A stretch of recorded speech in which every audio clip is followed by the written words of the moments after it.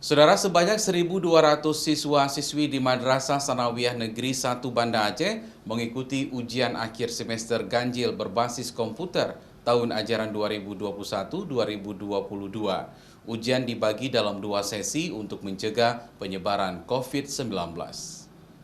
Ujian yang berlangsung selama sepekan tersebut terpaksa dibagi ke dalam 2 sesi, pagi dan sore hari. Hal ini dilakukan untuk mencegah kerumunan siswa yang mengikuti ujian serta untuk mengantisipasi penyebaran COVID-19.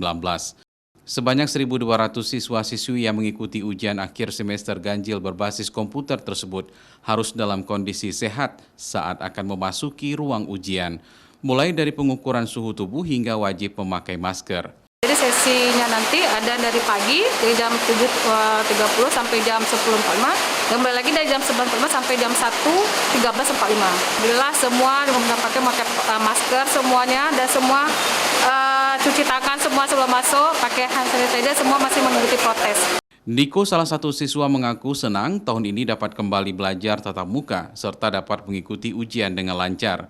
Ia mengaku lebih mudah belajar tatap muka untuk persiapan ujian dibandingkan dengan belajar daring. Saya lebih baik sekolah langsung karena materinya cepat ditangkap kalau secara langsung. Kalau online materinya sulit dipahami. Dulu kan masih di rumah daring, luring, pakai HP dan lain sebagainya. Pihak sekolah menyediakan sebanyak 300 lebih komputer yang digunakan untuk mengikuti ujian. Selain itu, bagi siswa-siswi yang memiliki laptop dan handphone Android juga dapat mengikuti ujian dalam ruangan terpisah.